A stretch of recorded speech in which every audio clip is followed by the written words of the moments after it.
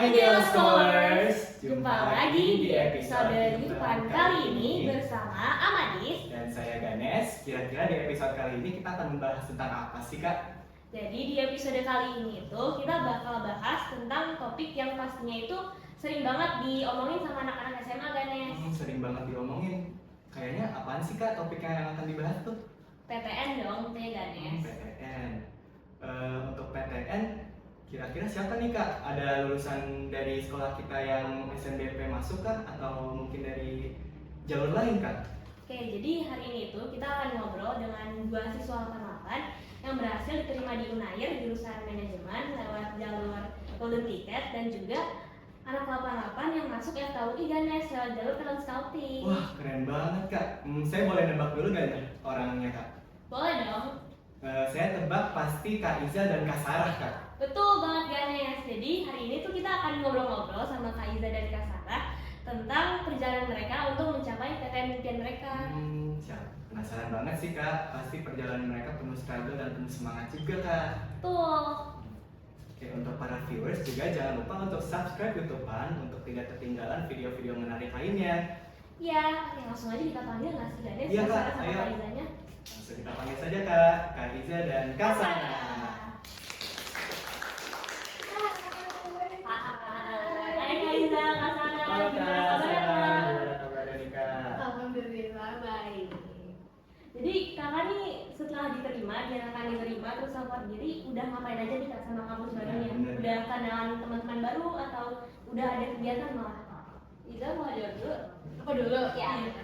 Kalau kemarin setelah daftar diri itu aku nyiapin banyak banget berkas, karena jujur waktunya itu tuh dikit banget dikasih waktunya. Terus berkas-berkas yang harus disiapin tuh banyak banget. Terus setelah itu kita kan masuk ke dalam grup gitu ya, masuk grup, ada open chat, ada dari grup BEM fakultas, terus grup jurusan juga. Terus kita di situ kenalan sama beberapa teman, terus ada yang ketemu juga dari TikTok gitu teman-teman ya, kita kenalan. Terus habis itu ya udah deh kita cuman milih-milih ukuran almet akhirnya. Terus aku juga ada kayak pakai moods gitu buat di kepala. Itu aku juga pilih ukuran untuk itu. Terus habis itu udah sih tinggal nunggu beberapa waktu buat diverifikasi. Terus harus bayar dulu, bayar UKT dulu. Terus habis itu dapat kartu mahasiswa. Udah dapet. keren. Kalau Kak Sarah? Kalau aku sendiri, kemarin tuh abis alhamdulillah diterima, ada tahap verifikasi rapor dulu. Jadi kita harus nunggu beberapa hari dan alhamdulillah lolos. Kita dapat NPM-nya masing-masing. Terus kita masuk di grup lainnya gitu kan. Ada grup fakultas, grup komputer nasional kalau aku, sama grup yang lucunya ini tuh ada kayak grup keluarga dokter pusing gitu. Oh iya. Iya, jadi per agama tuh ternyata ada grupnya masing-masing gitu. Jadi ada komunitasnya gitu. Nah, di situ kita juga ada grup non formalnya buat anak-anak. Udah gitu kita mau ini nih, mau ketemuan katanya. Seru banget. Sekalian bonding berarti ya Kak? Iya. Oke, ini kita langsung aja nih Kak. Jadi sebenarnya kenapa sih Kak Iza itu ngincernya jurusan manajemen di Unair, terus Kak Sarah kenapa ngincernya jurusan dokter di UI? Oke, kalau aku sendiri kenapa sih FKUI? Jadi kayak gini, aku tuh dari TK memang udah mau banget jadi dokter. Ada ceritanya tuh sebenarnya kakak aku kan dokter. Terus aku melihat dia tuh spesialis mata, terus aku jadi terinspirasi gitu. Dan gak cuma itu, emang sejak aku kecil tuh kayaknya yang berbau medical gitu aku suka. Misalnya dari bau-bau film-film, karakter-karakter gitu, aku tuh suka banget. Nah terus aku sama sekolah, ternyata aku suka banget dengan pelajaran biologi dan sains dan lain-lain. Dan akhirnya aku netapin, pengen jadi dokter nih. Sebenarnya aku tuh pernah pangling ke teknik dan juga lain-lain. Dan aku akan juga dan jujur aja kan kayak aku agak pesimis karena kita belum pernah ada yang di kedokteran kan. Jadi pas itu aku kayak dokter atau enggak nih gitu kan. Terus aku baru dapet kayak pencerahan tuh Januari. Aku beneran doa banget. Jadi aku sholat, terus aku baru dapet kayak saya pengen jadi dokter gitu. Terus aku SNBP masukin lah FK. Nah, kenapa UI? Karena of course kan itu kayak number one di Indonesia kan. Udah gitu aku juga suka banget sama programnya. Abis itu aku lihat kayak linknya juga bagus dan ya udah kita mau aja. Keren. Berani bermimpi besar walaupun belum ada. Ya, Yes. apa berani aja. Aiza, gimana? Kalau untuk aku sebenarnya karena aku sosum kan jadi sebenarnya lingkupnya banyak banget. Awalnya itu aku ini mungkin nggak banyak yang tahu sih, tapi aku tadinya pengen ke jurnalis atau TV film gitu. Kalau misalkan tahu ada di Unpad, jadi tuh aku pengen jadi penyiar radio, pokoknya yang berbau dengan media. Cuman makin kesini aku kan dulu kan masuk OSIS kan. Nah terus dari sejak itu aku kok suka banget jadi kayak tentang manajemen, terus habis itu berbau pokoknya memanage organisasi dan lain sebagainya. Terus juga sebenarnya keluarga aku pada bisnis semua. Papa aku itu konsultan bisnis, jadinya aku ngelihat papa aku kok kayaknya enak gitu jadi konsultan bisnis. Soalnya ya sebenarnya tergantung jam terbangnya sih, cuman ada kalanya itu dia nggak terlalu sibuk tapi lumayan lah penghasilan. Jadi kayak oh enak juga nih konsultan bisnis, terus kayaknya cocok sama aku. Waktu itu kan kita juga sempat tes minat bakat ya kalau nggak salah. Terus aku di situ dapat sarannya itu tuh buat masuk konsultan bisnis. Jadi ya udah aku netepin diri buat jadi masuk di manajemen, karena di manajemen itu kita nanti bisa salah satu mata kuliahnya gitu pokoknya tentang konsultan. Keren kan. Jadi kesimpulannya Kak Iza dan Kak Sarah ini sebenarnya terinspirasi dari keluarga juga ya. Iya. Influence Bener sih, karena lingkungan kan yang mempengaruhi kita setiap hari. Iya, benar. Langsung lanjut aja ke pertanyaan kedua. Jadi kegiatan apa aja sih yang Kak Sarah dan Kak Iza lakukan selama SMA? Biar teman-teman yang nonton pada tahu nih. Oke, kalau dari aku sendiri itu sebenarnya aku udah mulai nyoba untuk ikut berbagai lomba itu dari kelas 10. Ada lomba debat bahasa Inggris dulu namanya NSDC bareng Sarah juga. Kita dulu lomba NSDC itu dari kelas 10 sama kelas 11 ya.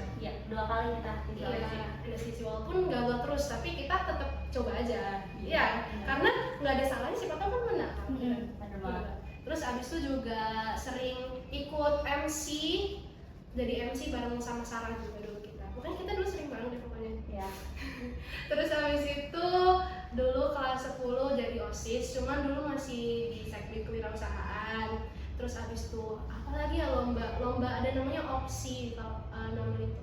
Apa sih opsi tuh kepanjangannya aku lupa. Pokoknya lomba penelitian gitu.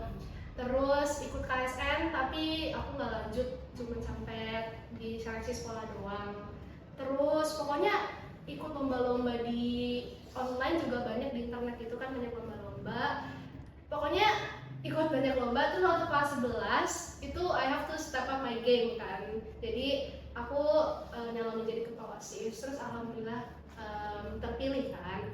Terus habis itu tapi walaupun jadi ketua OSIS itu aku nggak bisa pegang sertifikat cuma ketua OSIS doang, aku harus ikut lomba-lomba lain karena kan pasti saingannya di luar sana itu bakal lebih berat. Ada yang ketua OSIS tapi mereka masih ikut banyak lomba internasional segala macam, jadi aku tetap harus aktif lagi.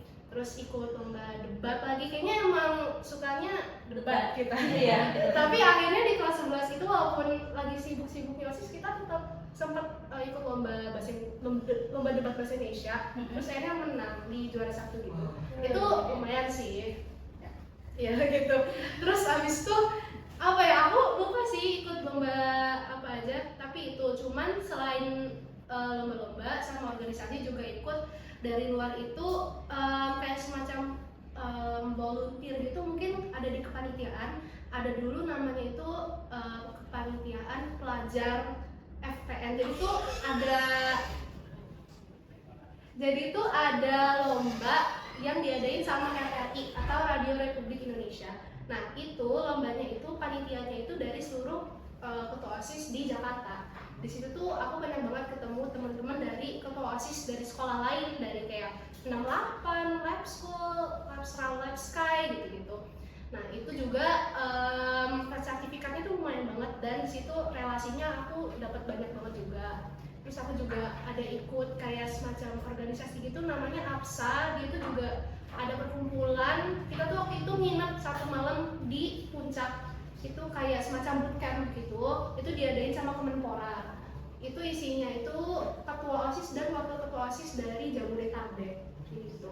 Jadi lomba aja semasa sekolah itu tuh ada lomba, organisasi sama semacam volunteer.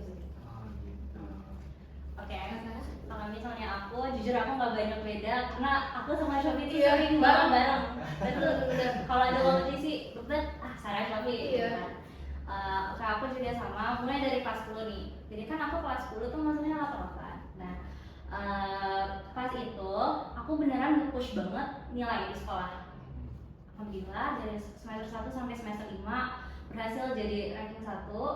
Dan di situ tuh yang susahnya kan itu aku juga OSIS. Dulu aku jadi kepribadian.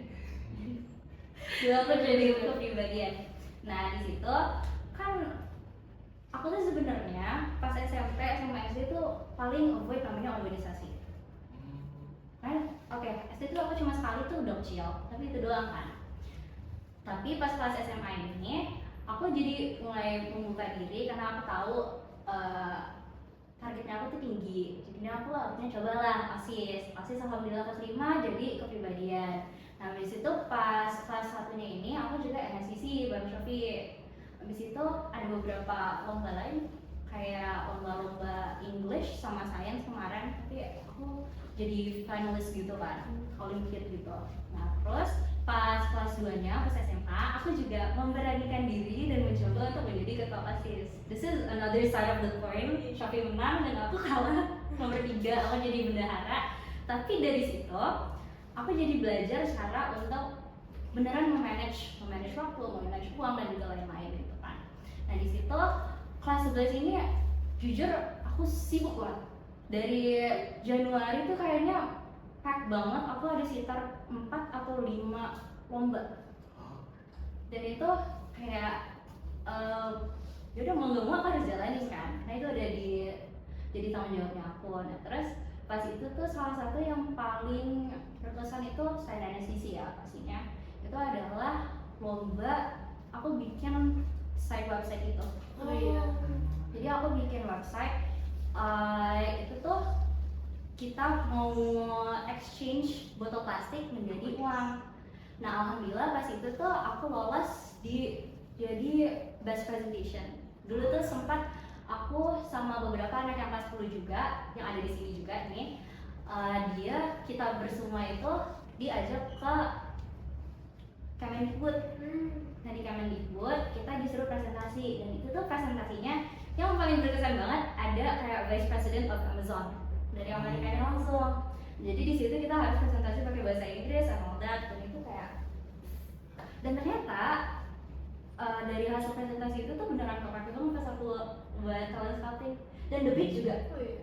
The Beat juga kepake banget. Pokoknya aku abis dari yang presentation itu aku juga beberapa lomba lain kayak lomba kimia, lomba biologi. Alhamdulillah itu aku menang medali emas nasional. Itu tuh yang dari kayak internet gitu, dan itu tuh aku lakuin pas kelas 12. Jadi pas selama yang pada libur aku full on lomba-lomba, semuanya aku coba, dan alhamdulillah itu juga membantu. Jadi selama kelas 10, 11, 12 apa yang aku lakuin, aku beneran nge-push banget nilai. Pokoknya mau sesibuk apapun dengan organisasi, mau dengan lomba-lomba, yang penting akademiknya aku aman. Habis itu aku juga nge-push diri buat lomba-lomba, walaupun gak menang kebanyakan, tapi yang menang kan jadi bagus kan di portofolio. Dan habis itu selain itu aku juga ya ikut organisasi kayak OSIS dan segala lain-lain. Gitu deh. Oke, terus gimana sih caranya Kak Iza dan Kak Sarah? Ini kan kegiatannya banyak banget kan, selain belajar tuh ada organisasi, ada ikut lomba-lomba juga, dan pastinya kan pasti gak lupa juga buat main dong. Nah, gimana sih cara Kak Iza dan Kak Sarah ini bagi waktu gitu? Jadi biar semuanya tuh terjalan dengan lancar. Oke, aku bakal mulai duluan. Kalau aku sendiri, pastinya kita tahu kalau misalnya sekolah ini banyak banget tugas-tugas yang unpredictable lah. Setiap minggu pasti ada aja. Kita ada misalnya ada tugas OSIS nih, kita mau ngerjain, tiba-tiba ada tugas PR lah, mau kerkel lah, mau bikin presentasi lah, video lah, dan lain-lain. Itu banyak banget yang kita 5. Oh my gosh, itu beneran padat banget kan. Nah yang aku lakuin tuh jujur, aku mau ada tugas apapun, misalnya ada lomba atau apapun, yang aku duluan kerjain itu selalu tugas sekolah. kayak tugas sekolah itu misalnya nih aku dikasihnya hari Senin, Selasa, Rabu. Kalau misalnya beneran banget di hari itu aku nggak bisa ngerjain, aku bakalan tampung itu semua dan aku kerjain di hari Jumatnya. Kan hari Jumat tuh kita biasanya pulang lebih cepet ya. Nah di situ aku tuh pas malamnya aku ngerjain lah PR-nya. Kalau nggak Jumat ya Sabtu. Jadi minggu depannya ini aku udah free dari semua tugas-tugasnya aku. Nah di situ juga kalau misalnya ada tugas kelompok, oke ini ada tips karena pasti kelompok tuh susah kan. Ini pasti orang-orangnya tuh nggak kooperatif. Tipsnya adalah kalau misalnya orang-orang ini nggak food gerak, itu adalah ya udah kamu dobrakin sendiri aja dulu. Jadi misalnya kamu udah tentuin, kamu analisis dulu tugasnya apa, terus kamu navigate caranya, misalnya stepsnya apa aja. Misalnya dibagi per babnya itu submaterialnya apa aja, terus mereka tinggal isi dan yang penting mereka ngerjain gitu aja. Nah di situ kalau untuk cara bagi waktunya, ya I don't know how I do it, jujur aja ya, itu kayak peer pressure aja kan. Aku jujur aja kebantu banget sama teman-teman yang lain kayak Shofi, udah gitu beberapa teman OSIS lain juga yang kalaupun aku jadi bendahara kan jujur aja aku kan nggak ada basis ekonomi. Aku sering bingung. Ya, IPA kan. Iya, aku sering bingung dan aku sering nanya ke dia. Nah gitu, ya palingan bagi waktu tuh ya begitu aja, based on pure responsibility-nya kita apa aja. Itu kayak mau ada tugas ataupun mau ada kerjaan apapun, yang penting akademik di depan.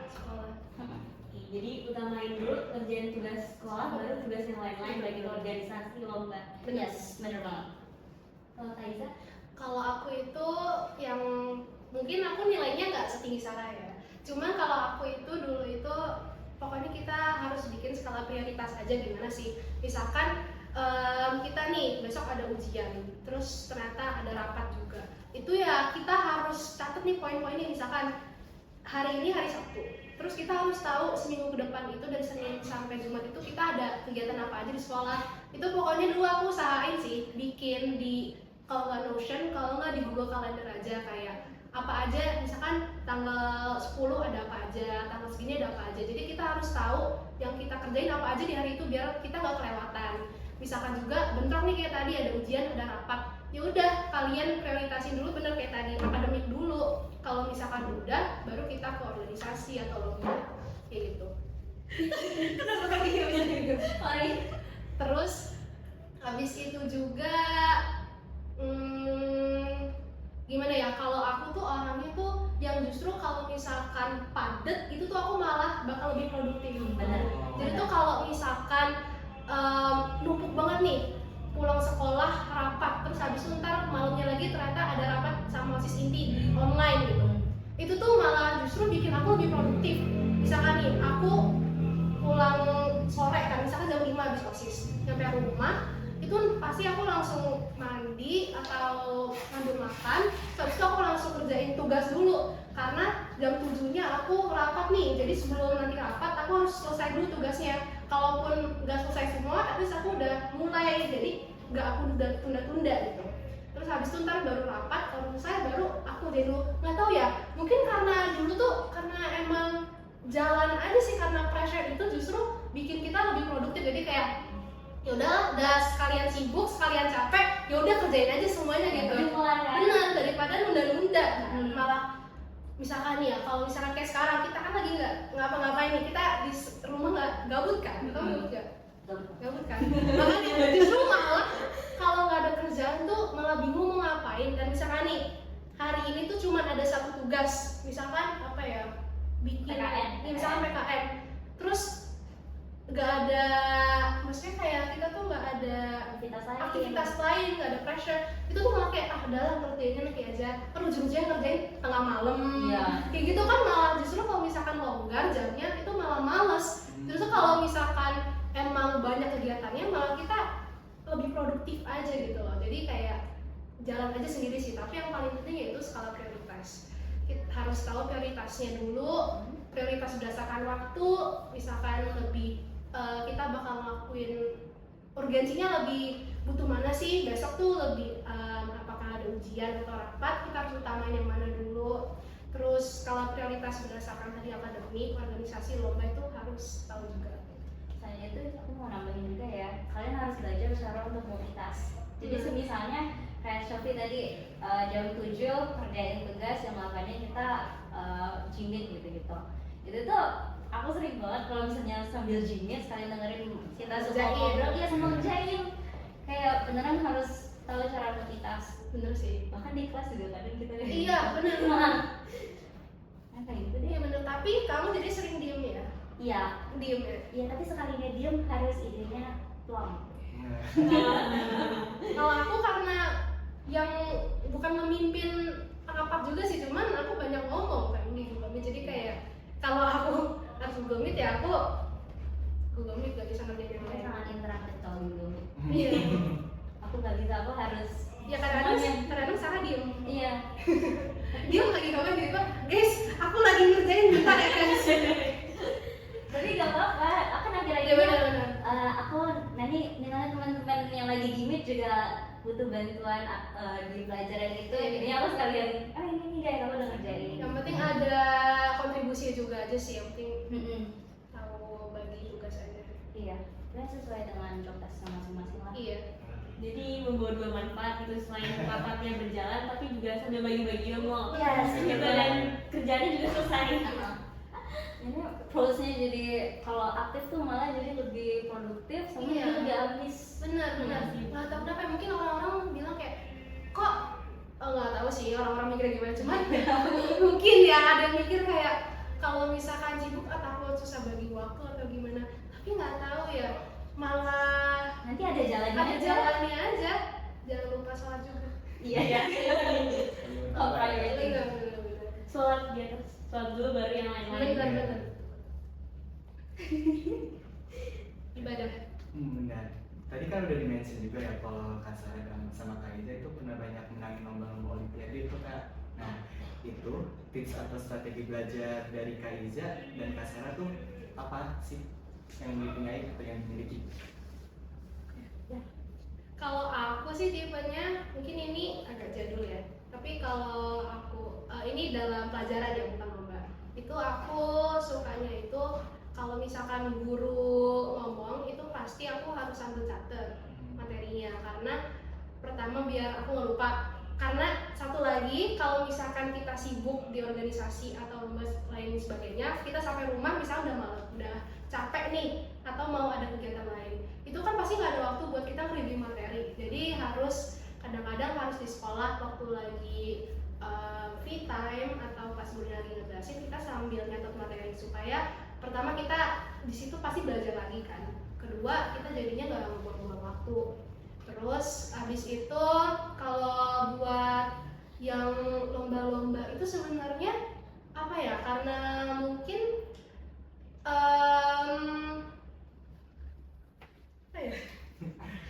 Mungkin karena sebenarnya kalau misalkan materi-materi misalnya lomba olimpiade, misalnya ekonomi, itu sebenarnya materinya itu nggak beda jauh kayak kita pelajari dari kelas 10, 11, 12 kan.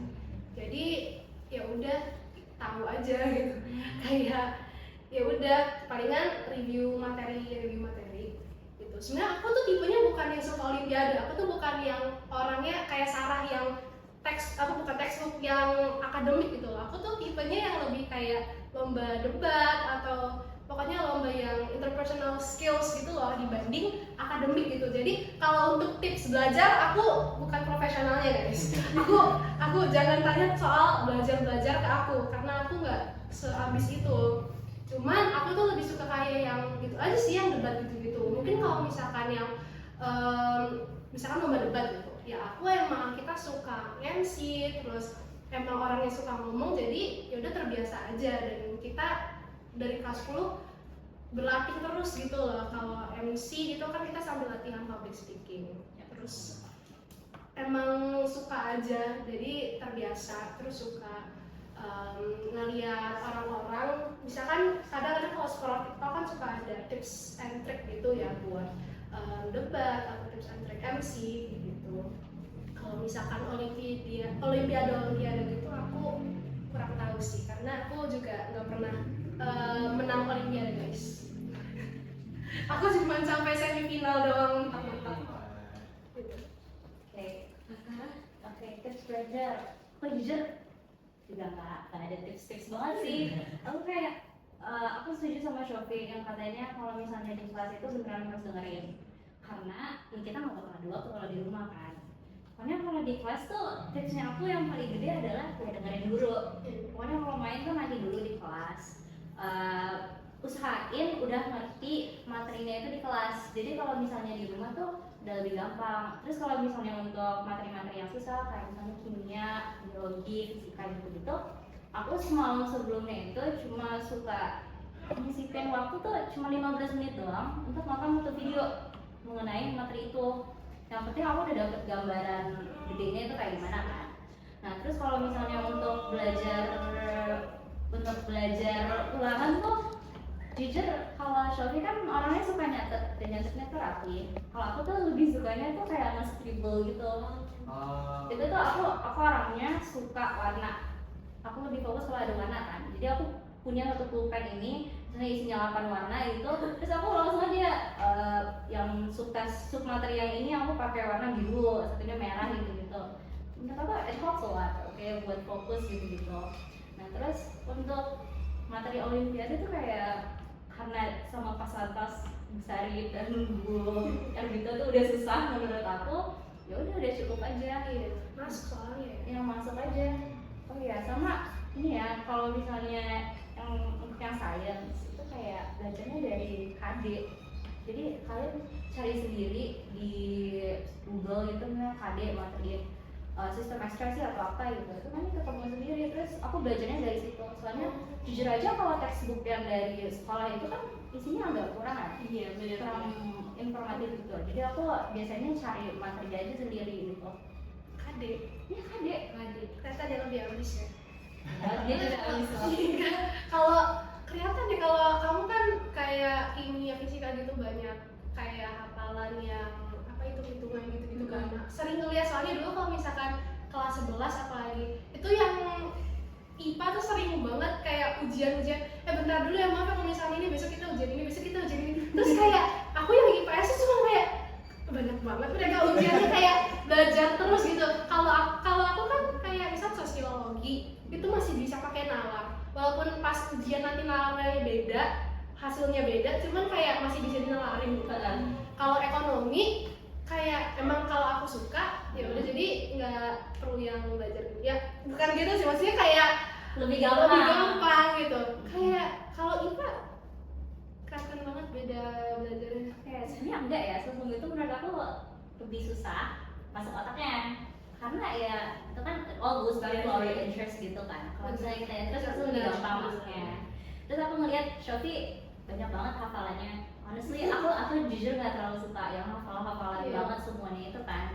Karena aku selalu selingin aku nggak suka tuh kimia karena walaupun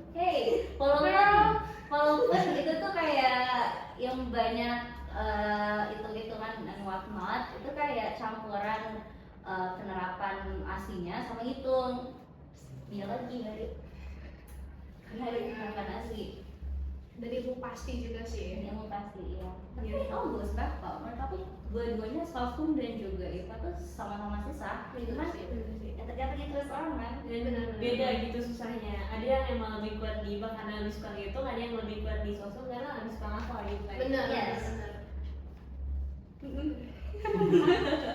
Tapi gini kak, jadi sebenarnya waktu daftar di PTN tuh Kak Iza sama Kak Sarah sertifikat apa aja sih yang benar-benar ditaruh gitu di talent scouting dan juga di golden ticket gitu.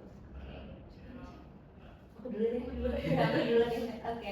Jadi kalau misalnya kemarin, ini agak off track dulu ya. Kemarin kan berhubung kita tuh belum ada patokan lah di sekolah ini. Akhirnya aku kemarin mati-matian nyari dari sekolah lain kan. Nah, kemarin tuh aku lagi bikin outlet, tiba-tiba temen aku dari sekolah lain kayak nawarin gitu dari alumninya. Terus aku tuh kayak lihatlah isi-isinya apa aja. Nah, di situ ternyata yang menurut aku interesting banget loh. Ternyata lomba debat tuh kepake loh kalau buat FK. Oh iya. Iya, kepake. Jadi jatuhnya itu advocacy buat orang lain, advocacy for others. Terus kita kayak misalnya nih ada yang nggak sesuai dengan aturan tapi menurut kita itu salah, ya kita fighting buat yang benar gitu loh. Ternyata pakai, misalnya menurut aku buat bagi kalian yang kayak mau apply ke jurusan yang menurut kalian susah, ya coba-coba aja lombanya, karena siapa tahu benar kepake gitu kan.